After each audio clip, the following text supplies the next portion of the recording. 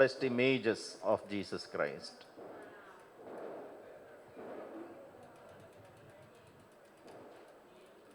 ആദ്യകാല ചിത്രങ്ങൾ, ഏറ്റവും പഴക്കമുള്ള ചിത്രങ്ങൾ നമുക്ക് കിട്ടുന്നത് കാറ്റക്കോമ്പിൽ നിന്നാണ്. എന്താണ് കാറ്റക്കോമ്പ്? ഭൂഗർഭ സെമിത്തേരികൾ. ഓക്കെ, അപ്പോൾ അവിടെ നമ്മൾ ഇന്ന് കാണുന്ന പോലെ ഏറ്റവും മനോഹരമായ ചിത്രങ്ങളല്ല, ഈ പാറയിൽ കൊത്തിവെക്കുകയാണ്. മനസ്സിലായല്ലോ? അപ്പോൾ പക്ഷെ അതിൻ്റെ പ്രാധാന്യം എന്താണ്? കാലപ്പഴക്കം, അതാണ് അതിൻ്റെ പ്രാധാന്യം. ഇത് ഏതാണ്ട് 235 ഇത് ഇതിപ്പോൾ പെയിൻറ്റിങ് ആണ് കേട്ടോ, ഇത് പെയിൻ്റാണ്, പെയിൻറ്റ് ഓൺ പ്ലാസ്റ്റർ. ഓക്കെ, ഇതിൽ ആരാണ് ഈശോ? കാണുന്നുണ്ടോ അത്? ഇതാണ് ഈശോ. ഇത് മുകളിലുള്ളത്. ഇത് സീൻ ഏതാണ്? തളർവാദ രോഗിയെ ഈശോ സുഖപ്പെടുത്തുന്നതാണ്. രണ്ടാമത്തെ പിക്ചർ ഗുഡ് ഷെപ്പേർഡ്. ഇതെല്ലാം പഴയ ചിത്രങ്ങളാണ്. വീണ്ടും ഞാൻ പറയുന്നു, പഴയ കാലത്തെ ചിത്രങ്ങളാണ്. കാണാനുള്ള ഭംഗി ചിന്തിക്കരുത്, ഭംഗി നോക്കരുത്. കാറ്റക്കോമ്പിലാണിത്, കലിക്സ്റ്റസ് കാറ്റക്കോമ്പ്, ഭൂഗർഭ സെമിത്തേരിയിലെ. അപ്പോൾ ഈ ഈശോയുടെ പ്രത്യേകത താടിയില്ലാത്ത ഈശോ ആണ്. ആട്ടിൻകുട്ടിയെ ചുമലിലേറ്റിയിട്ടുള്ള ഈശോ. പാത്രമുണ്ട്. ഇത് 3-ാം നൂറ്റാണ്ടിലെ, ഇതൊരു കാറ്റക്കോമ്പിലെയാണ്. ഇതെന്താണ്? 3 ജ്ഞാനികൾ വന്ന് ഈശോയെ ആരാധിക്കുന്ന ചിത്രമാണ്. ഇതെല്ലാം പഴയ ചിത്രങ്ങളാണ് ഈശോയെ കുറിച്ചുള്ളത്. പിന്നെ പൗലോസ്ലീഹായുടെയും പത്രോസ്ലീഹയുടെയും മധ്യേ ഇരിക്കുന്ന ഈശോ, ഇത് 4-ാം നൂറ്റാണ്ടിലെ പിക്ചറാണ്. ഇത് 410-നും 417 ഇടയ്ക്കുള്ള ചിത്രമാണ്. കുറച്ചും കൂടി ഭംഗിയുണ്ട് അല്ലേ? ഇത് paint on plaster, gold leaf. Jesus and his apostles, പഴയകാല ചിത്രങ്ങൾ. റോമിൽ തന്നെയാണ്, കാറ്റക്കോമ്പിൽ, 5-ാം നൂറ്റാണ്ടിലെയാണ്. തടിയില്ല ചകതിന്. ഇത് 425 ഗുഡ് ഷെപ്പേർഡ്, മൊസൈക്കിൽ ഉണ്ടാക്കിയിട്ടുള്ള ചിത്രമാണ്. മൊസൈക്കിൽ. ഈ ചിത്രത്തെക്കുറിച്ച് 2 വാക്ക് പറയണം. ഇതെന്താണെന്ന് വെച്ചിട്ടുണ്ടെങ്കിൽ ക്രിസ്ത്യാനികളെ കളിയാക്കിക്കൊണ്ട് വരച്ചിട്ടുള്ളതാണ്. ഓക്കെ, വിജാതീയര്. മനസ്സിലായോ? കഴുതയുടെ തല, ഓക്കെ, ഈശോയുടെ രൂപം കഴുതയുടെ തല വെച്ച് വരച്ചിരിക്കുകയാണ്. ഇത് കൊത്തി കോറി വരച്ചിരിക്കുക. മനസ്സിലായല്ലോ? നമുക്ക് പെയിൻ്റൊന്നും നല്ലത്, കല്ലിൽ. ആ വിജാതീയര് ക്രിസ്ത്യാനികളെ കളിയാക്കിയിരുന്നാണ്. 1-ാം നൂറ്റാണ്ടിലാണത്, പഴക്കമുള്ളതാണ്. എന്നിട്ട് താഴെ ആളായിട്ട് മനസ്സിലാവുമെന്നറിയില്ല, ഈ സൈഡിൽ ഒരാൾ പോലെ കണ്ട, അത് ക്രിസ്ത്യാനിയായിട്ട് അവതരിപ്പിച്ചിരിക്കുകയാണ്. എന്നിട്ട് എന്താ പറയുന്നത്? ക്രിസ്ത്യാനിയുടെ പേരും പറഞ്ഞിട്ടുണ്ട്. അലക്സാന്ദ്രോസ് എന്ന് പറഞ്ഞാൽ ഒരു ക്രിസ്ത്യാനിയുടെ പേര് പറഞ്ഞിട്ട് പറയണം, അലക്സാന്ദ്രോസ് അവൻ്റെ ദൈവത്തെ ആരാധിക്കുന്നു എന്ന് പറഞ്ഞ് ഈശോയെ കളിയാക്കി, ക്രിസ്ത്യാനികളെ കളിയാക്കിയിട്ടുള്ള ചിത്രമാണ്. 1-ാം നൂറ്റാണ്ടിൽ മതമർദ്ദനത്തിൻ്റെ കാലഘട്ടമാണെന്ന് ഓർത്തേക്കണം. കൈനകത്ത് ഒന്നും കാണാനില്ലല്ലോ. താഴെ എഴുതി വച്ചിരിക്കുന്നത് ഇതാണ്, അലക്സാൻഡ്രോ ദൈവത്തെ ആരാധിക്കുന്നു എന്നുള്ളതാണ് എഴുതി വച്ചിരിക്കുന്നത്. അത് ക്ലിയർ അല്ല എന്താണെന്നുള്ളത്. മനസ്സിലായോ? വര കാണുന്നത് അല്ലേ? ഇത് കണ്ടിട്ടുണ്ടാവും നിങ്ങൾ, പ്രസിദ്ധമായ ചിത്രമാണത്. ഓക്കെ, ഇത് 6-ാമത്തെ 7-ാമത്തെ നൂറ്റാണ്ടിലുള്ള ഒരു ചിത്രമാണ്. ഗ്രീക്ക് മോഡലിലുള്ള ഈശോയുടെ ചിത്രം. ഇത് 4-ാമത്തെ നൂറ്റാണ്ടിലത്തെ ചിത്രമാണ്, കാറ്റക്കോമ്പിലുള്ള ചിത്രമാണ്. ഇതാണ് ഏറ്റവും ഓൾഡസ്റ്റ് ആയിട്ടുള്ള ഈശോയുടെ ചിത്രങ്ങൾ. നമ്മൾ ഇന്ന് കാണുന്ന പല ചിത്രങ്ങളും പല സിനിമാ നടന്മാരുടെ ചിത്രങ്ങളാണ് എന്ന് പറഞ്ഞാൽ നിങ്ങൾക്ക് മനസ്സിലായോ? പാഷൻ ഓഫ് ക്രൈസ്റ്റിൽ അഭിനയിച്ച നടനാണ്, ഈശോയായിട്ട് അഭിനയിച്ച നടൻ്റെ ചിത്രമാണ് കുറേ നമ്മൾ പല പോസ്റ്റ് കാർഡൊക്കെ ആയിട്ട് കാണുന്നത്. മനസ്സിലായോ? നമുക്ക് കുറേയും കൂടി റിലയബിളായിട്ട് സ്വീകരിക്കാവുന്ന ചിത്രം ഞാൻ പറഞ്ഞല്ലോ, ഈ ടൂറിനിലെ തിരിക്കച്ചയിൽ പതിഞ്ഞത് ഡെവലപ്പ് ചെയ്തിട്ടുള്ള ചിത്രം നമുക്ക് സ്വീകരിക്കാം. കുറേ പേര് AI ചെയ്തു എന്ന് പറഞ്ഞിട്ട് അത് ഈ ടൂറിനിലെ കച്ചയെ ബേസ് ചെയ്തിട്ടുള്ള പിക്ചറാണ്. വന്നിട്ടുണ്ട്.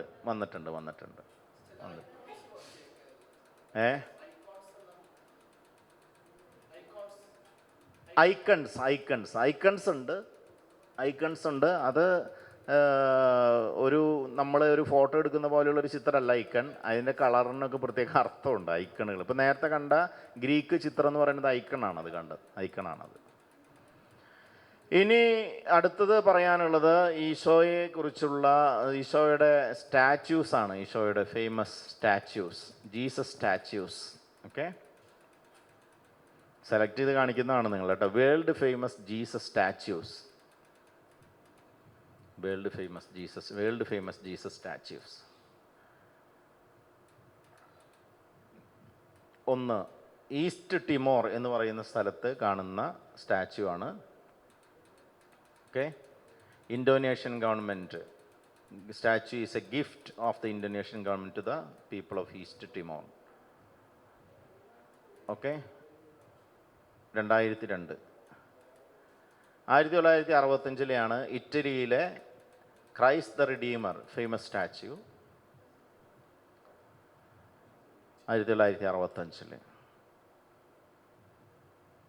അടുത്തത് കൊളംബിയയിലെ 1953. വലിയ സ്റ്റാച്യൂസാണ്, മനസ്സിലായല്ലോ. യെസ്, ഒരു വലിയ പർവ്വതത്തിൻ്റെ മുകളിലാണ് ഇത് കൊണ്ടുവച്ചിരിക്കുന്നത് കൊളംബിയയിൽ. ഓക്കെ, വലിയൊരു സ്റ്റാച്യു, ഈശോയുടെ വലിയൊരു സ്റ്റാച്യു, കൊളംബിയ 1953.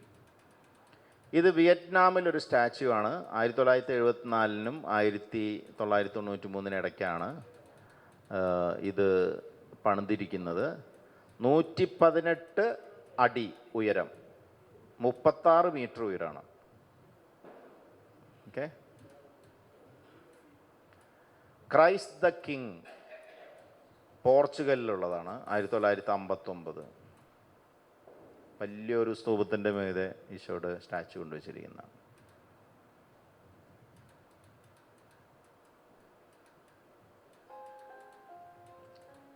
മ്യൂസിക് ഉണ്ട് അല്ലേ. ക്രൈസ്റ്റ് ഓഫ് മേഴ്സി നിക്കരാഗ്വയിലെ ഇതാണ്, നിക്കരാഗ്വയിലെ. Okay, 26 metres. ഫോട്ടോയിൽ കാണുമ്പോൾ ചെറുതായിട്ട് തോന്നുന്നു, നോക്കണ്ട. ഓക്കെ, ബൊളീവിയയിലെ. ഓക്കെ, 2200 ടണ്ണാണ് അതിൻ്റെ ഭാരം, 40 metre. Okay, Christ the Redeemer ബ്രസീലിലുള്ളതാണ്, ലോക പ്രശസ്തമാണിത്. ക്രൈസ്റ്റ് ദ റിഡീമർ, രക്ഷകനായ ഈശോയുടെ ചിത്രം, 28 meters, spanning from 92 feet. 1926 1931 ഇടയ്ക്ക് പണിതാണ്. Christ of the Sacred Heart Mexico. Okay, മെക്സിക്കോയിലെ. ക്രിസ്തോ ദെല്ല മിനർവ റോമിലെ, ഇറ്റലി റോമിലെ. മാർബിൾ കൊണ്ടുണ്ടാക്കിയതാണ്, മാർബിൾ, അതാണ് അതിൻ്റെ പ്രത്യേകത. 1521 മൈക്കലാഞ്ചലോ, കേട്ടിട്ടില്ലേ? മൈക്കലാഞ്ചലോ ഉണ്ടാക്കിയ ചിത്രമാണത്. സ്പെയിനിലെ 1931 ഉണ്ടാക്കിയതാണ്. ക്രൈസ്റ്റ് ദ കിങ് പോളണ്ടിൽ 2010 ഉണ്ടാക്കിയത്, 172 ഫീറ്റ്. ഒരു വലിയ കുന്നിൻ്റെ മുകളിലൊക്കെയാണ് ഇത് പണിത് വയ്ക്കുന്നത്, എവിടെ നിന്ന് നോക്കിയാലും കാണാൻ വേണ്ടിയിട്ട്. ഇതെല്ലാം ക്രിസ്ത്യൻ കൺട്രീസാണ്. അതിൽ അത്ഭുതമില്ല, മനസ്സിലായല്ലോ. ഇത് സമുദ്രത്തിനടിയിൽ ഈശോയുടെ ചിത്രങ്ങൾ, രൂപങ്ങൾ ഉണ്ടാക്കി വെച്ചിട്ടുള്ളവരുണ്ട്. അതിൻ്റെ ഒരു എക്സാമ്പിളാണ്. കാണുമ്പോൾ ഷേപ്പ് നോക്കണ്ട, വെള്ളത്തിനടിയിലിരിക്കുന്ന അണ്ടർ വാട്ടർ. ഓക്കെ ഓക്കെ, ഏതാണ്ട് ഒരു ധാരണ ആയി നിങ്ങൾക്കെന്ന് വിചാരിക്കുന്നു. യെസ്, ഇതെല്ലാം GK വേണ്ടിയാണ്, പരീക്ഷയ്ക്ക് വേണ്ടിയല്ല. ഇനി പറയാനുള്ളത് എന്താണെന്ന് വെച്ചിട്ടുണ്ടെങ്കിൽ, ജീസസ് ഫിലിംസ്, പ്രധാനപ്പെട്ട ജീസസ് ഫിലിംസ്.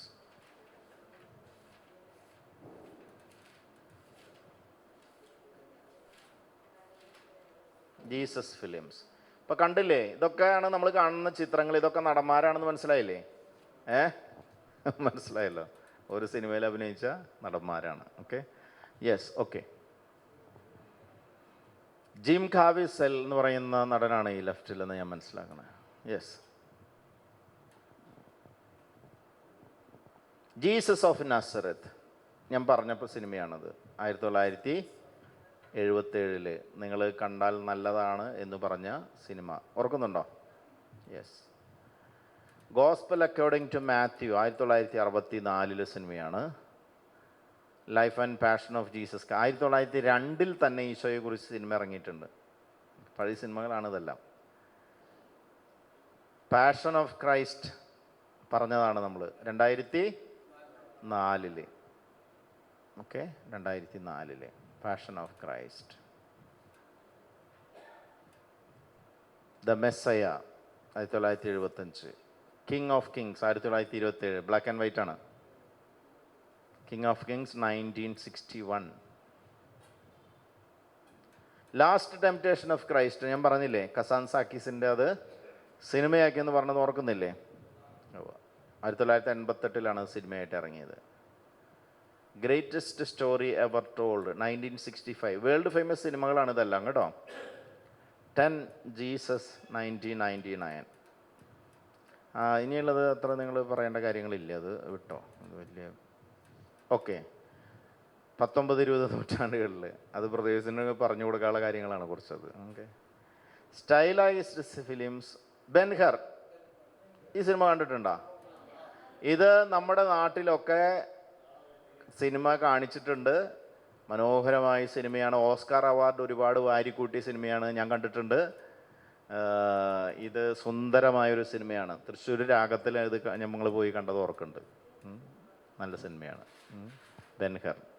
എന്തെങ്കിലും ജീവിതത്തിൽ ഇത് കാണാൻ പറ്റുകയാണെങ്കിൽ കാണണമെന്ന് ഞാൻ പറയും, ബെൻഹർ.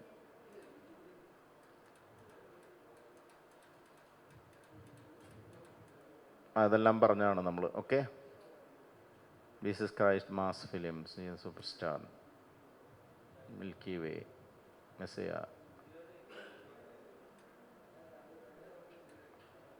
മലയാളം ആദ്യത്തെ റിലീജിയസ് മലയാളം മൂവി ജനോവ എന്ന് പറയുന്ന പുസ്തകമാണ്, സിനിമയാണ് 1953. പിന്നെ നിങ്ങൾ കണ്ടിട്ടുണ്ടാവും, അത് എൻ്റെ കുട്ടിക്കാലത്ത് ഞാൻ കണ്ടിട്ടുണ്ട്. സ്നാപക യോഹന്നാൻ കണ്ടിട്ടുണ്ടാവും. പണ്ടൊക്കെ പള്ളികളിൽ തിരുനാളിന് സിനിമാ പ്രദർശനം ഉണ്ടാവുക എന്ന് പറഞ്ഞാൽ മഹാസംഭവമായിരുന്നു. അങ്ങനെയൊക്കെയാണ് ഞാനൊക്കെ സിനിമ കണ്ടിട്ടുള്ളത് ചെറുപ്പത്തിൽ. തിയേറ്ററിലൊന്നും പോയി കണ്ടിട്ടില്ല. ഉണ്ട്, അതെപ്പോൾ വരും. 1973 first Malayalam movie Jesus. Okay, ഇതിൽ അഭിനയിച്ച ആൾക്കാർ ആരാന്നറിയോ? ജയലളിത ഇതായിരിക്കണു. പിന്നെ പ്രേം നസീർ ഉണ്ട്. അങ്ങനെയുള്ള ടീമുകളൊക്കെയാണ് അഭിനയിച്ചിരിക്കുന്നത് കേട്ടോ. Yes, okay. മിശിഹ ചരിത്രം കണ്ടിട്ടില്ലേ? പണ്ടത്തെ സിനിമ മിശിഹ ചരിത്രം.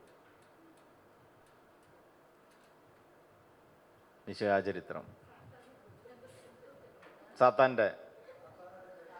അതായത് ഒരു കാലഘട്ടത്തിൽ ഇത് ഒരു കാറ്റഗറ്റിക്കൽ പർപ്പസ് ഉണ്ടായിരുന്നു ഇതിന്, മനസ്സിലായോ? സാധാരണ മനുഷ്യർക്ക് ഈശോയുടെ ചരിത്രം ബൈബിൾ വായിക്കുന്നതിന് പകരം ഇത് കണ്ട് ഭയങ്കര കാറ്റഗറി പർപ്പസ് ഉണ്ടായിരുന്നു. ഇപ്പം ഇന്ന് അധികം പേര് ഇങ്ങനെ സിനിമയെന്ന് വെച്ചാൽ ആരും അധികം പേര് വരില്ല. പക്ഷേ ചില പള്ളികളിലൊക്കെ ദുഃഖ വെള്ളിയാഴ്ച അല്ലെങ്കിൽ അതിനോടനുബന്ധിച്ചൊക്കെ പാഷൻ ഓഫ് ക്രൈസ്റ്റ് ഇടുന്നുണ്ട്. ഇപ്പോഴും ചില പള്ളികളൊക്കെ ഇടുന്നുണ്ട്. നിങ്ങൾക്ക് ചെയ്യാവുന്നത് കുട്ടികൾക്ക് ഈ കാറ്റഗിസം ക്ലാസ്സുകളിൽ കുട്ടികൾക്കൊക്കെ ചില കാര്യങ്ങളൊക്കെ സിനിമയായിട്ട് അല്ലെങ്കിൽ ക്ലിപ്സെങ്കിലും കാണിക്കുന്നത് നല്ലതാണ്. കുട്ടികൾക്ക് അത് ഭയങ്കര അട്രാക്റ്റീവ് ആകും. പിള്ളേർക്ക് നമ്മുടെ കാറ്റഗിസത്തെ കുറിച്ചുള്ള ഏറ്റവും വലിയ പരാതി എന്താണെന്ന് നിങ്ങൾക്ക് അറിയാലോ? ബോറടിക്കുകയാണ് അച്ഛാ എന്നുള്ളതാണ് അവർ പറയുന്നത്. അപ്പം അതുകൊണ്ട് അത് എങ്ങനെയെങ്കിലും ഒന്ന് നമുക്ക് അട്രാക്റ്റീവ് ആക്കണം.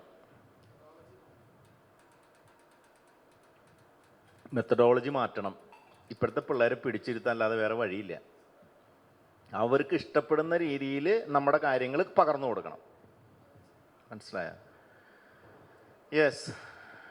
30 വെള്ളിക്കാശ് എന്ന് പറഞ്ഞ് 3D മൂവി. 30 വെള്ളിക്കാശ്.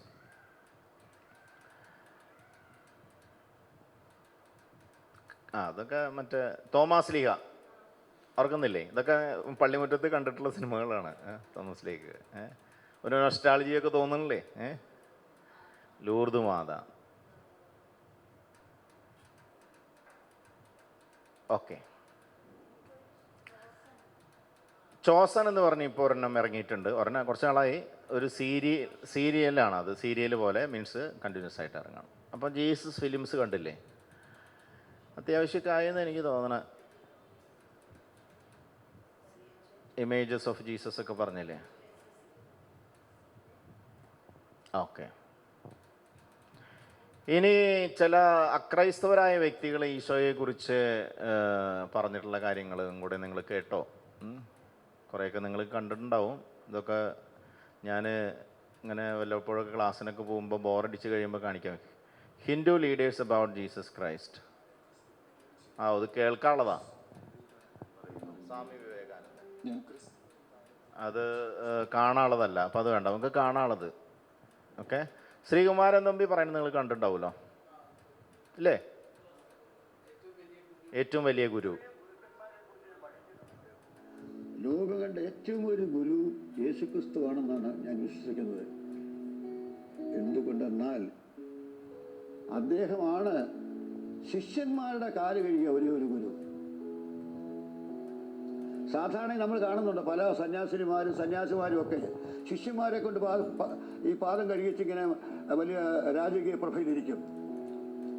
ശിഷ്യന്മാർ പറയും അത് അവർക്കൊന്നും ഇഷ്ടമല്ല, ഞങ്ങളുടെ ഗുരുവിന് ഇഷ്ടമല്ല, ഞങ്ങൾ നിർബന്ധിക്കൊണ്ട് ഇരുന്നു തരാതെ ഇരുന്നൂടെ അവർക്ക്. അപ്പോൾ ശിഷ്യന്മാർ ഗുരുവിൻ്റെ പാദം കഴുകുന്നത് ഒരു ചരിത്ര വലിയ സംഭവമാണ്. ആദ്യകാലം മുതൽ ശിഷ്യന്മാരെ കൊണ്ട് കാല് കഴിക്കുന്നവരാണ് ഗുരുക്കൾ. പക്ഷേ യേശുക്രിസ്തു എന്ന ഗുരു ശിഷ്യന്മാരുടെ പാദം കഴുകി. ശിഷ്യന്മാരുടെ പാദം കഴുകിയിട്ട് എന്താ പറഞ്ഞത്? ഞാൻ നിങ്ങളോട് ചെയ്യുന്നത് പോലെ നിങ്ങളും തമ്മിൽ ചെയ്യുവൻ.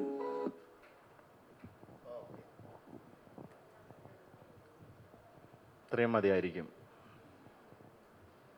തൽക്കാലം നിർത്താം. എന്തെങ്കിലും ചോദിക്കാനോ പറയാനോ എന്തെങ്കിലും ഉണ്ടോ? 15 മിനിറ്റ് കൂടി നമുക്ക് ക്ലാസ് തുടങ്ങി വയ്ക്കാം, അല്ലെങ്കിൽ നിങ്ങൾ ഈ സിനിമ ആലോചിച്ചുകൊണ്ടിരിക്കും.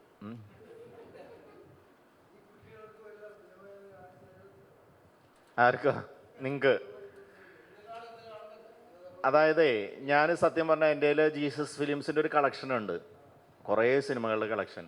അത് ഞാൻ കൊണ്ടുവന്നിട്ടില്ല, ഒന്നാമത്തെ കാര്യം. കാരണം ഇവിടെ അതിനൊന്നും സമയം ഉണ്ടാവില്ല എന്നുള്ളൊരു ധാരണയാണ് എനിക്കുണ്ടായിരുന്നത്. കാരണം ത്രൂ ഔട്ട് ക്ലാസ്സാണ്, സത്യമാണ് കേട്ടോ, അത് ഇതിപ്പോൾ തുടർച്ചയായിട്ട് ക്ലാസ്സാണല്ലോ. അപ്പോൾ അതുകൊണ്ട് ഞാനിപ്പോൾ ഈ കോൺവെൻറ്റുകളിലൊക്കെ ചില ഈ സിസ്റ്റേഴ്സിനൊക്കെ ക്ലാസ്സിന് പോകുമ്പോൾ കുറച്ചും കൂടി സമയം ഗ്യാപ്പൊക്കെ കിട്ടുമ്പോൾ സിനിമ കാണിക്കാറുണ്ട്, അല്ലെങ്കിൽ അവിടെ കൊടുത്തേൽപ്പിക്കാറുണ്ട്. ഇവിടെ അങ്ങനെ ഒരു സാധ്യത ഞാൻ വിചാരിച്ചില്ല, അല്ലെങ്കിൽ ഞാൻ കൊണ്ടുവന്നതന്നെ. ഈ പറഞ്ഞ സിനിമകളുടെ എല്ലാം കളക്ഷൻ ഉണ്ട്, കുറേ സിനിമകളുടെ ഒരു കളക്ഷൻ എൻ്റെ കയ്യിലുണ്ട്, ഞാൻ കീപ്പ് ചെയ്തിട്ടുണ്ട് കിട്ടിയതെല്ലാം, മോഡേൺ ഫിലിംസും പഴയ സിനിമകളും. അപ്പോൾ ഇപ്പം എൻ്റെ കയ്യിലില്ല, നിങ്ങൾ സംഘടിപ്പിക്കുകയാണെങ്കിൽ കാണാം. നേറ്റിവിറ്റി ഈശോയെ കുറിച്ച് ഇനിയല്ലേ അത് നോക്കിക്കോളൂട്ടാ. ഒന്ന് ഉറപ്പാക്കിക്കോളൂട്ടാ, കാരണം പടം വേറെ എല്ലാ പടം ആവരുത്, അത് ഞാൻ ഉദ്ദേശിച്ചത്. അതല്ല, ഈശോയെ കുറിച്ചുള്ള സിനിമയാണെങ്കിൽ നല്ല സിനിമയാണത്, ഞാൻ ഒന്ന് നോക്കാം, ജസ്റ്റ് ഇടയ്ക്ക് വെച്ച് കണ്ടാൽ എനിക്കും പറയാം, ഞാൻ കണ്ട സിനിമയാണത്. ഓക്കെ, നമുക്ക് വിഷയത്തിലേക്ക് വരാം അല്ലേ? യെസ്, വിഷയത്തിലേക്ക് വരാം.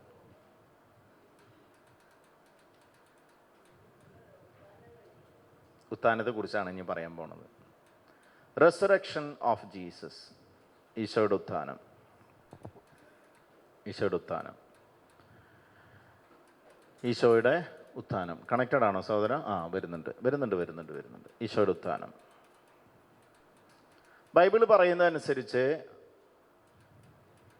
ഈശോ മരിച്ചു, അടക്കി, അതിനുശേഷം പിന്നെ ഈശോയുടെ ഉയർത്തെഴുന്നേറ്റ് ഈശോയെ ശിഷ്യന്മാർ കാണുന്നതും ശൂന്യമായ കല്ലറിയാണ് അവതരിപ്പിക്കുന്നത്.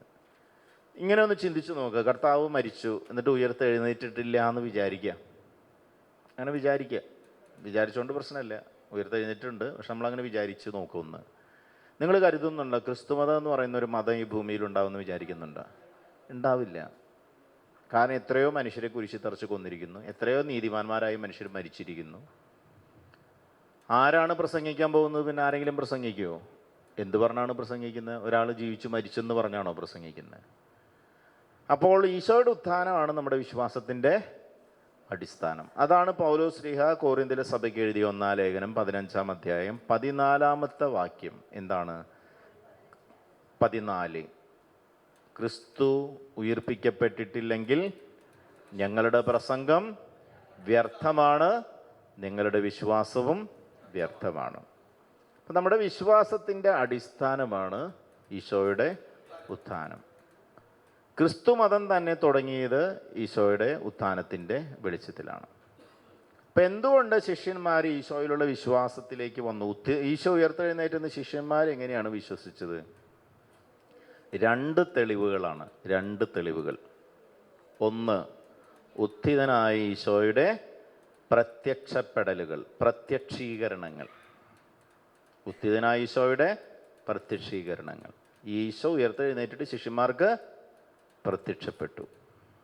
2, ശൂന്യമായ കല്ലറ. ഈ ചിത്രം വളരെ പ്രസിദ്ധമായ ചിത്രമായതുകൊണ്ട് ഇത് ഞാൻ ഇട്ടതാണ്. ഇത് തോമാസ് ലീഹ ഈശോയുടെ തിരുവിലാവിൽ തൊട്ടു നോക്കുന്ന ചിത്രമാണ്. കണ്ടിട്ടുണ്ടാവും നിങ്ങൾ ഈ ചിത്രം. തൊട്ടു നോക്കി എന്നാണ് ഈ ആർട്ടിസ്റ്റ് പ്രസന്റ് ചെയ്യുന്നത്. തൊട്ടു നോക്കി എന്ന് ബൈബിളിൽ പറയുന്നില്ല. ബൈബിളിൽ പറയുന്നത് വന്ന് കാണുക എന്ന് പറയുന്നത്. ഇത് ആർട്ടിസ്റ്റിൻ്റെ പ്രസൻറ്റേഷനാണ്. കരവാജിയോ എന്ന് പറയുന്ന വേൾഡ് ഫേമസ് ആർട്ടിസ്റ്റ് വരച്ച ചിത്രമാണത്. പ്രശസ്തമായ ചിത്രമാണ്. അതുകൊണ്ട് ഞാൻ എടുത്തിട്ടെന്നുള്ളൂ. Okay, yes. ഉത്ഥിതനായ ഈശോയുടെ പ്രത്യക്ഷീകരണങ്ങളാണ് ഉത്ഥാനത്തിൽ വിശ്വസിക്കാൻ അപ്പസ്തോലന്മാർക്ക് കാരണമായത്. 12 പ്രത്യക്ഷീകരണങ്ങൾ പുതിയ നിയമഗ്രന്ഥങ്ങളിൽ രേഖപ്പെടുത്തിയിട്ടുണ്ട്. 12 എണ്ണം. ഓക്കെ, 12 എണ്ണം. സ്ത്രീകൾക്ക്, പത്രോസിനെ, മഗ്ദലന മറിയത്തിനെ, എമ്മാവൂസിലേക്ക് പോയ ശിഷ്യന്മാർക്ക്, തോമാസ് ലീഹ ഒഴികെയുള്ള ശിഷ്യന്മാർക്ക്. നിങ്ങൾ എഴുതുന്നുണ്ടോ? എങ്കിൽ നോട്ടിലുണ്ട്. എഴുതണം നിർബന്ധമൊന്നുമില്ല കേട്ടോ. എഴുതണമെങ്കിൽ എഴുതിക്കോ, കുഴപ്പമില്ല. സ്ത്രീകൾക്ക് വായിക്കാൻ പറ്റുന്നില്ലേ? ഇല്ലേ? ഓ, പച്ച നിറത്തിലുള്ളതൊക്കെ കാണുന്നുണ്ടോ പുറകിലേക്ക്? ഓ, ഞാനൊന്ന് കളർഫുള്ളാക്കാൻ വേണ്ടി കളർ മാറ്റിയിട്ടതാണ്. അത് വായിക്കാൻ പറ്റാതെ വരരുത്, അതാണ് ഞാൻ ചോദിച്ചത്. 12 പ്രത്യക്ഷപ്പെടലുകൾ ബൈബിളിൽ പറയുന്നുണ്ട്. 12 എണ്ണം.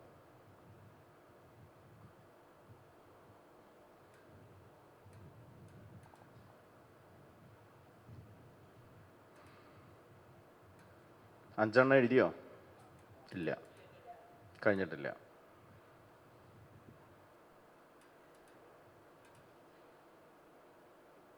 നാളെ ഞാൻ ചിലപ്പോൾ കുറച്ച് നേരത്തെ പോവും. അനിങ്ങനെ ഉച്ച കഴിഞ്ഞ് എനിക്ക് തൃശ്ശൂർ ചെന്നിട്ട് വീണ്ടും ക്ലാസ് ഉണ്ട്. അതുകൊണ്ട് ഒരു ചെറിയ ഇൻ്റർവെൽ വേണ്ടേ, അതുകൊണ്ട് കുറച്ച് നേരത്തെ പോകും ഞാൻ കേട്ടോ. ഞങ്ങൾക്കതുപോലെ ഇവിടെ ഇതുപോലൊരു തിയോളജി ഇൻസ്റ്റിറ്റ്യൂട്ട് ഞങ്ങൾക്ക് രൂപതയിലുണ്ട്, തൃശ്ശൂരുണ്ട്.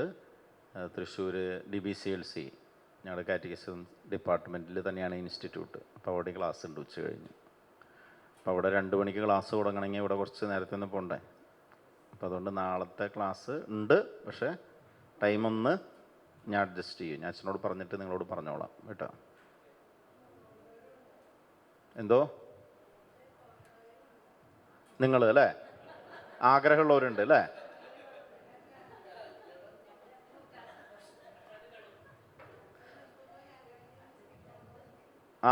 അത് ഉറപ്പായിട്ടും ഞാൻ പോകുമ്പോൾ നിങ്ങളെ നിർത്തും.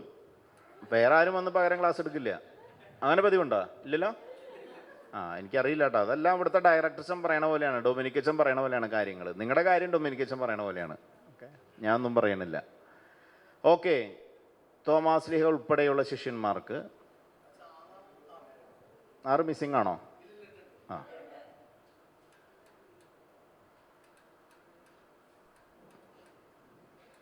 തോമാസ് ലീഹ ഉൾപ്പെടെയുള്ള ശിഷ്യന്മാർക്ക്, തിബേരിയസിൻ്റെ തീരത്ത് വെച്ച് ശിഷ്യന്മാർക്ക്, ഗലീലയിൽ വെച്ച് ശിഷ്യന്മാർക്ക്, 500ഓളം സഹോദരന്മാർക്ക്, യാക്കോബിനെ, എല്ലാ അപ്പസ്തോലന്മാർക്കും, പൗലോസിനെ.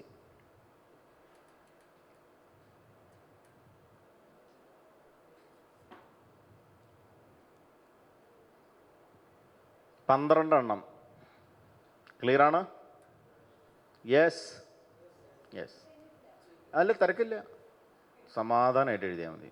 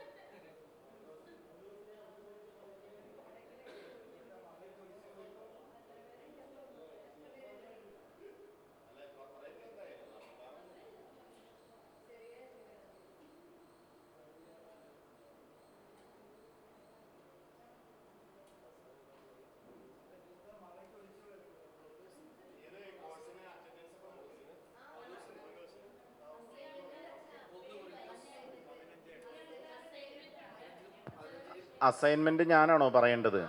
ആ, അത് ശരി. Okay okay. എത്ര പേജ് എഴുതണം?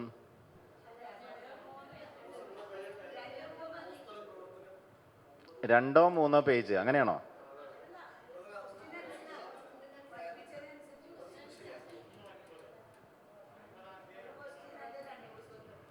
ക്വസ്റ്റ്യൻ തരികയാണോ ചെയ്യണേ? പഠിപ്പിച്ച ഏതെങ്കിലും ഒരു വിഷയത്തെ കുറിച്ച് ചോദ്യം തരും. ഒരു ചോദ്യം തരും, അല്ലെങ്കിൽ 2 തരും. ഒരെണ്ണം സാധാരണ തരുന്നത്. ഒരെണ്ണം തന്ന് അതിന് എത്ര പേജ് എഴുതണം? പഠിപ്പിച്ചതിനനുസരിച്ച് എഴുതണം. അതെങ്ങനെയാണ് എഴുതുന്നത്? നിങ്ങൾ നോട്ട് നോക്കി എഴുതും.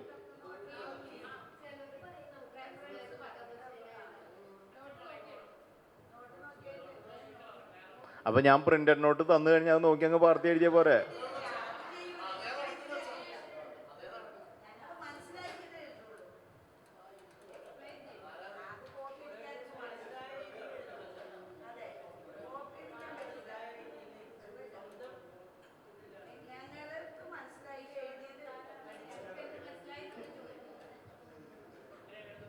അപ്പൊ പോകുന്നതിന് മുമ്പ് ചോദ്യം തരണോ? അത് ശരി, അങ്ങനെ ഒരു പരിപാടി ഉണ്ട് അല്ലേ? പിന്നെ വേറെ പരീക്ഷ ഒന്നുമില്ല അല്ലേ?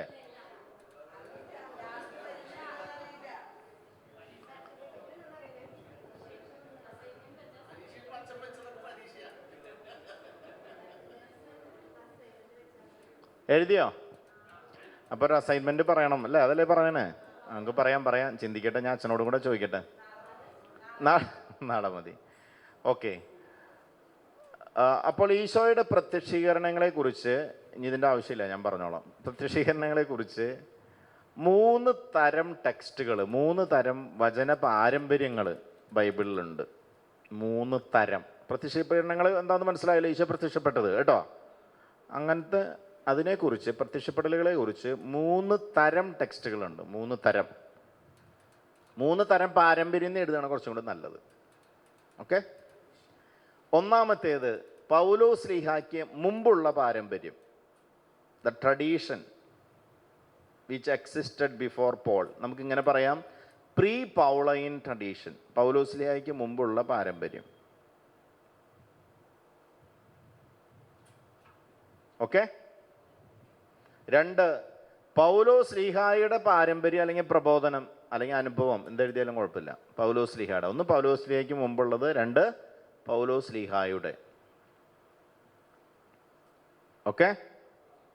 3 സുവിശേഷങ്ങളിലെ വിവരണങ്ങൾ. സുവിശേഷങ്ങളിലെ വിവരണങ്ങൾ 3 എണ്ണം. 1 പൗലോസ്ലീഹായ്ക്ക് മുമ്പുള്ളത്, 2 പൗലോസ്ലീഹായുടെ, 3 സുവിശേഷങ്ങളിലെ വിവരണങ്ങൾ. ഇത് 3നെ കുറിച്ചും പറയുമ്പോഴാണ് ഇതിൽ വ്യക്തത ഉണ്ടാവുള്ളൂ. അപ്പോൾ പൗലോസ്ലീഹായ്ക്ക് മുമ്പുള്ള പാരമ്പര്യം എന്ന് പറയുന്നത് എവിടെ നിന്നാണ് കിട്ടുന്നത്? 1 കോറിന്തോസ് 15 3 മുതൽ 7 വരെയുള്ള തിരുവചനം വായിക്കണം. അത് ഏറ്റവും പ്രധാനപ്പെട്ട ടെക്സ്റ്റാണ്. 1 കോറിന്തോസ് 15 3 മുതൽ 7 വരെ. 1 കോറിന്തോസ് 15 3 മുതൽ 7 വരെ. ഒന്ന് വായിക്കാമോ ആരെങ്കിലും ഒരാൾ?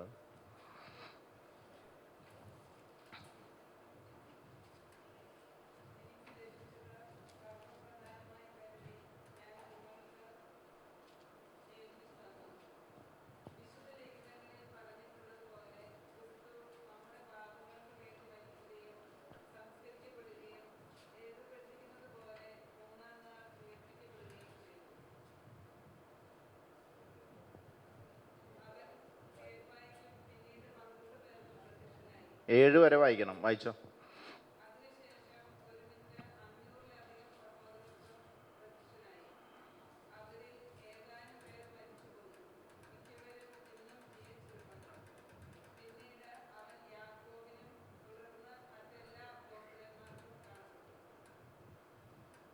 ഏഴ് വരെ വായിച്ചില്ലേ? 7 വരെ വായിച്ചാൽ മതി. എന്താണ് പൗലോസ്ലീഹ 3-ാമത്തെ വാക്യത്തിൽ പറയുന്നത്? എനിക്ക് ലഭിച്ചത് സർവപ്രധാനമായി കരുതി ഞാൻ നിങ്ങൾക്ക് ഏൽപ്പിച്ചു തന്നു എന്ന് പറഞ്ഞാൽ എന്താ അതിൻ്റെ അർത്ഥം? ഇത് പൗലോസിലേക്ക് കിട്ടിയതാണ്, അതല്ലേ പറയണേ, എനിക്ക് ലഭിച്ചതാണ് എന്ന് പറഞ്ഞ പൗലോസ്ലിഹായുടെ പഠനം അല്ല ഇത്. പൗലോസിലേക്ക് കിട്ടിയത് പൗലോസ്ലിഹ പറയാണ്. ഈ പഠനം അല്ലെങ്കിൽ ഈ വിശ്വാസം എവിടുന്ന് പൗലോസിലേക്ക് കിട്ടിയത്? സഭയിൽ നിന്ന് കിട്ടി. സഭയ്ക്ക് എവിടുന്ന് കിട്ടി? ഈശോയുടെ നിന്ന് കിട്ടി. മനസ്സിലായെന്ന് ഞാൻ വിചാരിക്കുന്നു. അപ്പോൾ പൗലോസ്ലിഹ ഇവിടെ ഉയർത്തെഴുന്നേറ്റ ഈശോ പ്രത്യക്ഷപ്പെട്ട ആളുകളുടെ ഒരു ലിസ്റ്റ് തരികയാണ്. ഒരു ലിസ്റ്റ്. ആ ലിസ്റ്റിൽ എണ്ണി ആൾക്കാരെ പറയുന്നുണ്ട്. കേപ്പ ആരാണ്? പത്രോസ്. യാക്കോബ്, ഓക്കെ, 12 ശിഷ്യന്മാർ, പിന്നെ 500-ലധികം പേർക്ക് പ്രത്യക്ഷപ്പെട്ടു എന്ന് പറയുന്നുണ്ട്, അല്ലേ? ഇല്ലേ? പോവാ. അത് പറഞ്ഞിട്ട് പൗലോസിലെ ഉടനെ പറയും, അവരിൽ പലരും ഇപ്പോഴും ജീവിച്ചിരിപ്പുണ്ട്. എന്താണ് അതിൻ്റെ ഇംപ്ലിക്കേഷൻ? എന്താണ്? പൗലോസ്ലിഹ പറയാണ്, 500-ലധികം പേർക്ക് അവൻ പ്രത്യക്ഷപ്പെട്ടു, അവരിൽ പലരും ഇപ്പോഴും ജീവിച്ചിരിപ്പുണ്ട്. സന്തോഷകരമായ മണി മുഴങ്ങിയത് കേട്ടില്ലേ? നമുക്ക് നിർത്താം. നാളെ തുടരാം, അല്ലേ? നാളെ തുടരാം.